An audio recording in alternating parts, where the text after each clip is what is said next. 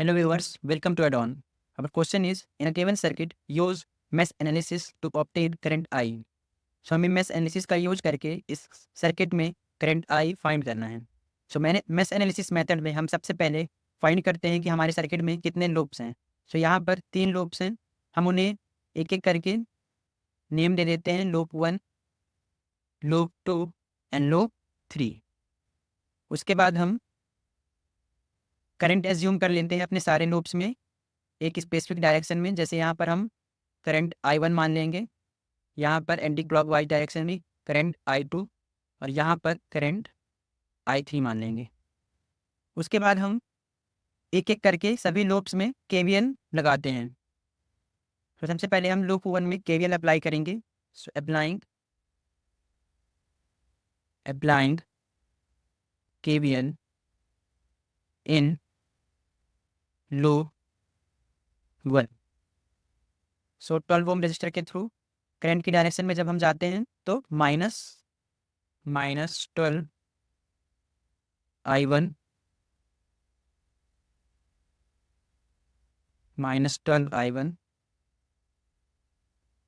12 I1 battery में minus से plus की ओर +3.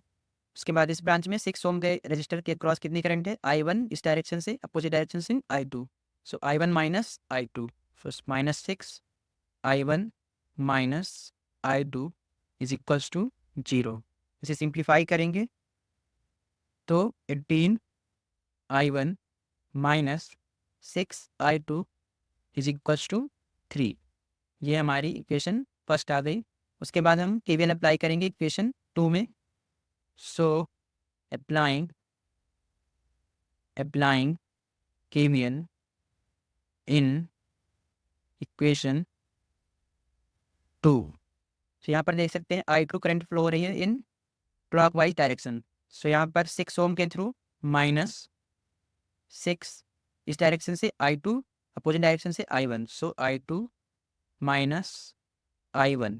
उसके बाद 4 ओम रजिस्टर के थ्रू यहाँ से I2 करंट और अपोजिट डायरेक्शन से I3 फ्लो हो रही है. So -4 I2 minus I3 is equals to 0.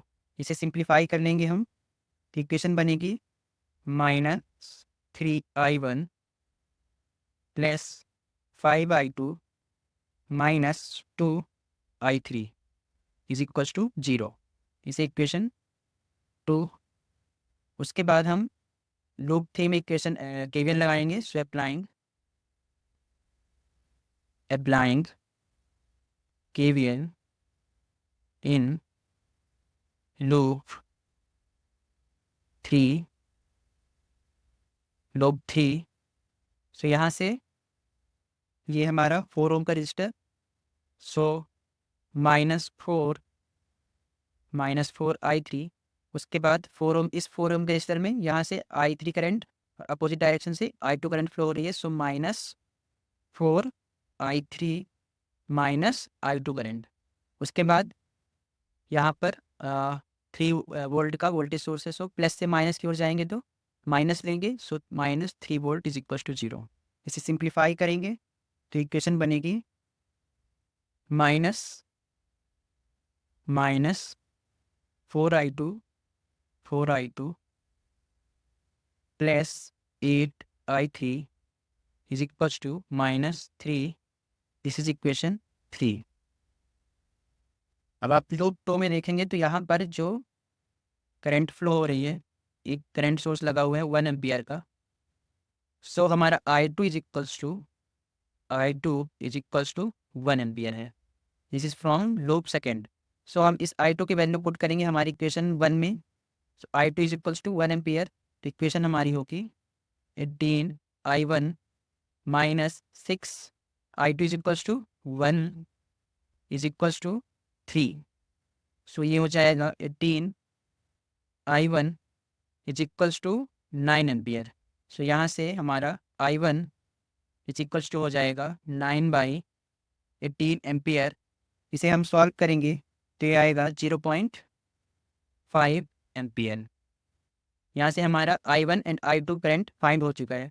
उसके बाद हम इक्वेशन 2 में I1 एंड I2 करंट की वैल्यू पुट करेंगे. हमारी इक्वेशन हमारी करंट I3 आ जाएगी। तो यहाँ पर हम पुट करेंगे -3 I1 is 0.5 plus 5 I2 is 1 ampere minus 2 I3 is equals to 0। तो यहाँ पर सॉल्व करके -1.5 plus 5 is equals to 2I3। तो यहाँ पर I3 इज इक्वल्स टू हो जाएगा, ये हो जाएगा 3.5 divide by 2 is equals to 1.75 ampere. तो यहाँ पर हमने तीनों लूप्स में बहने वाली करंट फाइंड कर ली है। I1 is equals to 0.5 ampere, I2 is equals to 1 ampere and I3 is equals to 1.75 ampere. अब हमें क्वेश्चन में दिया गया था हमें करंट I फाइंड करना है। सो करंट I क्या है? 6 ओम रजिस्टर के क्रॉस करंट। तो करंट की डायरेक्शन है इस डायरेक्शन में, तो 6 ओम रजिस्टर के क्रॉस करंट कितनी बह रही है? यहाँ पर I क्या है? I1 minus I2। सो यहाँ पर हमारा I क्या है? I current is I1 minus I2 है। सो I1 कितना था? I1 is 0.5 ampere and I2 is 1 ampere.